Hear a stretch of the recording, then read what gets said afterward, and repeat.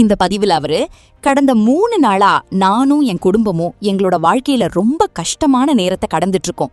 ஒருத்தர் சோஷியல் மீடியால எங்களை பத்தி பொய் சொல்லிட்டாரு. அதை சரியா விசாரிக்காம நிறைய பேரு media, news channel, paper, influencers, நடிகருங்க கூட கண்ணை மூடிக்கிட்டு சப்போர்ட் பண்ணிட்டாங்க. இதனால ரொம்ப பிரச்சனையாகி எங்க பேரையும் புகழையும் டேமேஜ் பண்ணிட்டாங்க. அந்த மாதிரி பொய் சொன்னவர் அனுகிரஹா இப்ப எல்லா வீடியோவையும் டெலீட் பண்ணிட்டு எதுவும் நடக்காத மாதிரி எஸ்கேப் ஆயிட்டாரு. ஆனா வீடியோவை டெலீட் பண்ணா எனக்கும் என் குடும்பத்துக்கும் ஏற்பட்ட வலியும் மன உளைச்சலும் அவமானமும் போயிடுமா என்ன? இதுக்கு முன்னாடியே நாங்க சட்டப்படி நடவடிக்கை எடுத்து கோர்ட்ல எல்லா ஆதாரத்தையும் காட்டிட்டோம். இது தெரிஞ்சும் எங்களை திட்டமிட்டு அவமானப்படுத்த எங்க கிட்ட ஆதாரம் இருக்குன்னு திரும்ப திரும்ப பொய் சொல்லிட்டாங்க. என்னை விட அதிகமா என் பொண்டாட்டி தேவையில்லாத விஷயத்துக்காக கஷ்டப்படுறத பாக்குறது தான் ரொம்ப கொடுமையா இருக்கு. கடந்த 3 நாளா அவ மனசு ரொம்ப உடைஞ்சு போய் என்ன நடக்குதுன்னே புரியாம டென்ஷனா இருக்கா. அவளை நான் இதுக்கு முன்னாடி இப்படி பார்த்ததே இல்ல. அந்த வலிய சொல்லவே முடியாது. நக்ஷத்ரா, நான் உன்கிட்ட மன்னிப்பு கேட்டுக்கிறேன். உனக்கு சம்பந்தம் இல்லாத விஷயத்துல உன்னையும் இழுத்து விட்டுட்டேன்.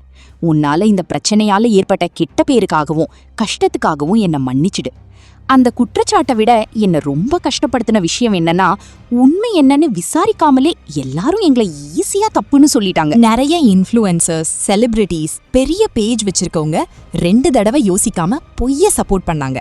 இப்ப எல்லாம் டெலீட் பண்ணிட்டாங்க. ஆனா அடுத்து என்ன நடக்கும்? இந்த நியூஸை பரப்பி பொய்யுக்கு சப்போர்ட் பண்ண அதே ஆளுங்க வந்து சாரி கேட்பாங்களா? சோஷியல் மீடியால ஃபாலோவர்ஸை அதிகமாக்குறதுக்கு நிறைய வழி இருக்கு. ஆனா ஒருத்தங்களை பத்தி பொய்ய சொல்லி அவங்க வாழ்க்கையை கெடுக்கிறது ரொம்ப தப்பான விஷயம். கிட்டத்தட்ட 10 வருஷமா என் பேரு, தொழில், மக்கள் அன்பு எல்லாத்தையும் கொஞ்சம் கொஞ்சமா கஷ்டப்பட்டு சம்பாதிச்சேன். ஆனா வெறும் 2 நாள்ல நானும் என் குடும்பமும் ரொம்ப மோசமா அவமானப்படுத்தப்பட்டோம். நிறைய பேர் எங்களை திட்டினாங்க. மக்களை சந்தோஷப்படுத்தவும் சிரிக்க வைக்கவும் நான் எவ்வளவோ வருஷம் ட்ரை பண்ணேன். ஆனா நான் கஷ்டத்துல இருந்தப்ப ரொம்ப சில பேர் தான் எனக்கு சப்போர்ட் பண்ணாங்க. இப்போ உண்மை தெரிஞ்சதுக்கு அப்புறம் நிறைய பேர் நல்ல வார்த்தை சொல்லி ஆறுதல் சொல்றாங்க. உங்க சப்போர்ட்டுக்கு ரொம்ப நன்றி. பாக்குறதெல்லாம் உண்மை இல்ல, கேக்குறதெல்லாம் உண்மை இல்ல.